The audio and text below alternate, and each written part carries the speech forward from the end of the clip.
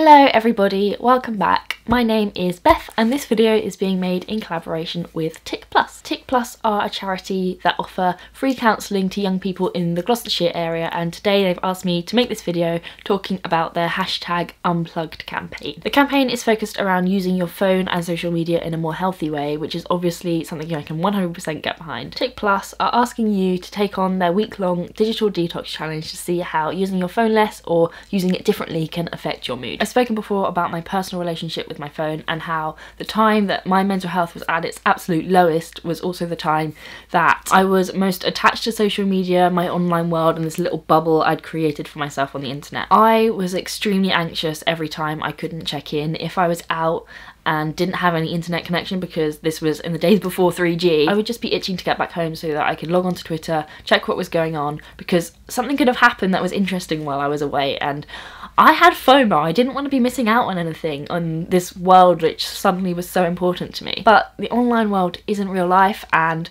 whilst it can be beautiful, it can be great, it can bring people together, it can give you your own voice when you feel like you don't have one, it's not the be-all and end-all. It shouldn't be the most important thing in your life. That is not healthy. By the age of 15, I was so absorbed in this online world that I'd created for myself that my perception of reality was completely altered. I was spending all day, every day, looking at a screen, and when I couldn't be, I would be thinking constantly about the next time that I would be able to. I stopped doing real-life things. I stopped socialising, I spent less time with my family, started neglecting my schoolwork, which up until that point was not like me at all, because I was like top of the class student and I wanted to do well, and suddenly it didn't seem like it mattered to me, and my mood suffered massively. I was really easily stressed, very irritable, and just in general I felt very low. This was around the same time that I got my depression diagnosis. I wouldn't necessarily say that the dependency that I had on social media and on my phone caused me to get ill. I think there were a lot of external factors, and that maybe was one of them. What I do know for certain is that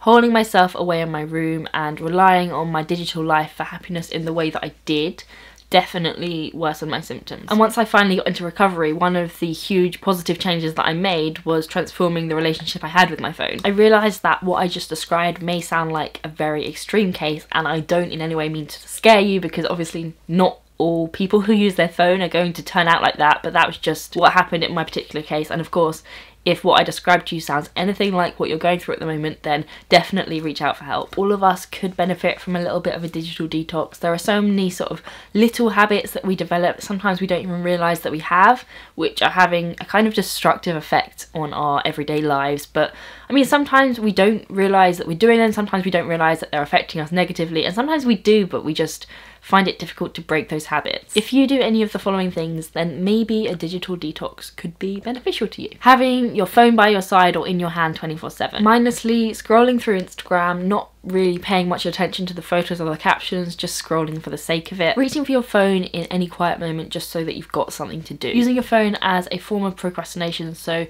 just scrolling through social media to avoid starting doing any work or something productive. Losing out on sleep because you're just lying in bed on your phone, and opening a social media app only to close it again immediately because you realise that you already just checked this app, there's nothing new to see, and you just opened it as a reflex. If any of those points sound like something you might be doing, don't worry, I have some useful tips for you. If you would like to take part in the Digital Detox Challenge, then I will talk about it a bit more at the end of this video and leave some information in the box below. But if you'd prefer not to go completely cold turkey for the week and instead maybe implement a couple of these changes that you think will benefit you the most, then that's fine as well. The tips that I'm about to share will be helpful either way. Number one, take a look at who you're following. Are the people that you're following or the topics that they're discussing bringing your mood down? Unfollow anyone who is bringing negativity into your online space, whether it's intentional or not. Mute words that you don't want to see discussed. I personally am only just learning the beauties of Twitter's mute button. You can curate your social media feeds to see only things you want to see. That's kind of the beauty of social media, so why not make the most of that? Next time you're scrolling through Instagram or Twitter, keep the question in your mind of how the people you're following are actually making you feel. Number two, are you comparing yourself to others? This is in line with my first point really. Everything we see on social media is curated. People only show their highlights and their best bits. When someone posts a photo, there are a whole host of things that you don't see that went into making that photo how it is. They're having a good skin day, a good hair day, they like their outfit, they're wearing makeup, they've got the right angle and good lighting. They probably took about 30 shots to get one that they were happy with, and then it's edited, face-tuned, filtered, photoshopped, and if that's the only version of someone that you see, then it's hard to remind yourself that that's not their whole truth, that's not them every day, that's them at their complete best. You end up comparing their best version of themselves with your normal version. So the person you see in the mirror every day, maybe with a few spots, no makeup on, messy bed hair, wearing pyjamas, whatever, like, it's obviously an unfair comparison to make. And everybody knows that, but still everybody does it. The fix for this one is all in the mindset, really. I think mostly it's just important to remember that Instagram isn't real life. Catch yourself in those moments where you're comparing yourself, feeling inadequate, and challenge those thoughts. Remind yourself that what you're seeing right now on your screen isn't the whole truth. Number 3, limit your screen time. It's so easy to sit and mindlessly scroll through social media. My brain is completely switched off. I'm not engaged in the content in front of me at all.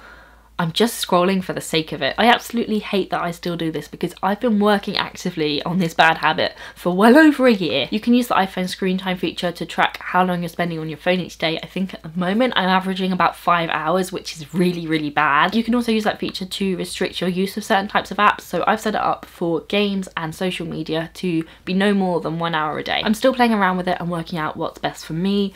Obviously, I use social media as part of all my YouTube stuff, so there are productive ways for me to use it, as there are for everybody. Really, I just want to limit the time that I'm spending scrolling for no reason. I've used apps in the past for this. I can recommend one called Moment. When you look at how many hours of time you're wasting every week, it's really shocking. I made a whole video about using my phone less, so if you'd like any more tips on reducing your screen time, then I will link that video in the cards. Number 4, turn off your notifications. Notifications are what keep drawing you back to your phone. You could put it down, intend to get on with something productive, but then a notification pings up, makes you open your phone, and then you're probably stuck there for another 30 minutes because you get distracted and you get pulled back in. As a general rule, I turn off all notifications except the ones which are actual people trying to get in contact with me. And then if I need to concentrate for a specific period of time, I put it onto airplane mode, I put on do not disturb, and I turn it face down so there is absolutely no way it's going to distract me from my task. Number 5, sort your app. If you struggle with impulsively checking your social media like I sometimes do, this is a big one for you. I suggest moving all your social media apps off your homepage completely and putting them in a folder.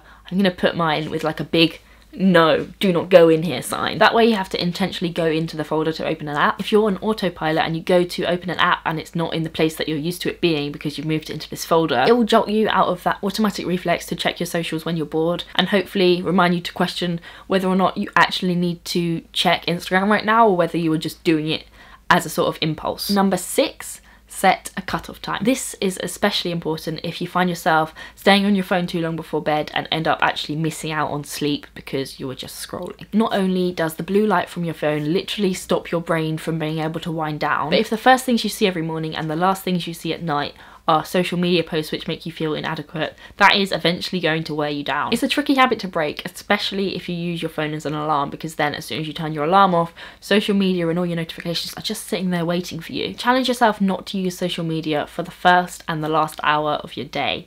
See if it has any effect on your sleep quality. You can always leave your phone charging overnight in a separate room and then set like an actual real alarm clock, because they do still exist. Instead, you can maybe try a different activity to chill out before bed. One of my New Year's resolutions is to read every night before bed, and I'm finding it so much more calming and relaxing than sitting there on my phone. And it feels like I'm actually doing something worthwhile with that time, which leads me on to my final piece of advice. Number 7, fill the void. If you're used to spending 5 hours a day on your phone, and you cut it down to say 2, those 3 hours have to be filled with something. Otherwise you're going to revert back to picking up your phone out of boredom. Use the time to practice a hobby, spend some quality time with your family, do something productive like studying or reading or tidying, arrange to see some friends, or take some time to appreciate nature and just go outside. Do something that you wouldn't normally do on a typical day of being glued to your phone. Think of this phone-free time as a gift to yourself. Extra time that you've made especially to do something that you love. Take on the challenge for a week and see how you feel at the end of it. See how much you've accomplished with those few hours a day of extra time. For my digital detox, I'm setting myself 3 targets. First of all, a time limit of an hour and a half a day on social media and games, including any YouTube stuff I have to do. That's like my total time. Second, I'm going to put my phone on airplane mode a whole hour before I want to sleep, and then use that time to read instead. Thirdly, I want to use the free time that this creates to do something meaningful and productive. You can set yourself your own rules based on what you think will benefit you the most and what you think you need to work on.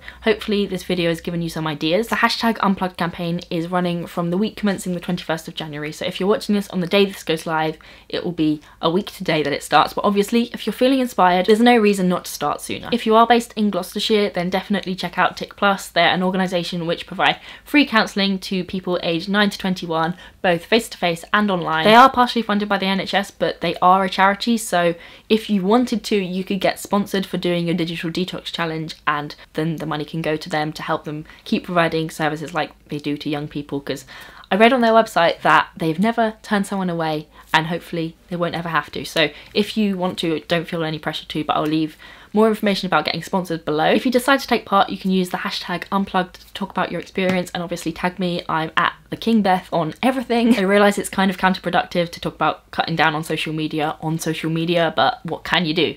I don't know you in real life. I hope this video has been helpful, even if it just encourages you to have a quick check-in with yourself, see how you're actually using social media and whether it's affecting your mood. Thank you all very much for watching, and I will see you very soon.